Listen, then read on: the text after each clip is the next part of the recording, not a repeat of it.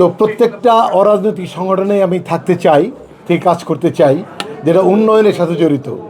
তো চলচ্চিত্র উন্নয়ন ফোরাম, বাংলাদেশ চলচ্চিত্র উন্নয়ন ফোরাম, এটা একটা বড় ধরনের একটা সংগঠন আমি মনে করি হবে, যদিও আজকেই জন্ম হচ্ছে এটার, কিন্তু এটা নিঃসন্দেহে বড় হবে এই জন্য যে বড় বড় মানুষগুলো জড়িয়ে গেছে এর সাথে। আর খুবই প্রয়োজন ছিল যখন এফডিসির দুর্দশা, চলচ্চিত্রের যখন দুর্দশা, তখন এই ফোরামটির খুব ইম্পর্টেন্ট গুরুত্ব আছে বলে আমি মনে করি। তো এই সংগঠনটি ত্বরান্বিত যারা করবেন, যারা কাজ করবে, এবং বন্ধুরা আপনারা যারা দেশময় ছড়িয়ে দেবেন, সারা পৃথিবীতে ছড়িয়ে দেবেন এই ফোরামের ইতিহাস, চরিত্র তুলে ধরবেন, এটার মাধ্যমে আমরা ডেফিনেটলি ভালো ভালো উন্নয়নমূলক কাজ করতে পারবো। ইতিমধ্যে আমরা চলচ্চিত্র এফডিসির যে পরিচালক এবং ব্যবস্থাপনা পরিচালক সবার সাথে মিটিং করেছি।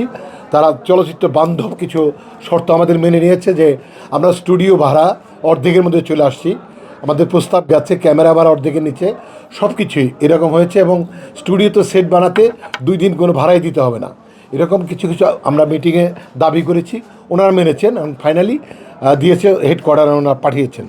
তো আমি বিশ্বাস করি যে যে স্বপ্নের জায়গাটা আপনাদের সবার, যেটা না আপনারা ব্যস্ত থাকেন, আমাদের কোনো খবর না থাকলে আপনারা খবর বানিয়ে প্রচার করার চেষ্টা করেন, সেটা যেন বাস্তব খবর আমরা নিয়ে আসতে পারি, আমরা যেন শুটিং করতে পারি রেগুলার, চলচ্চিত্র নির্মাণ যেন এখানে হয়, এফডিসিতে হয়।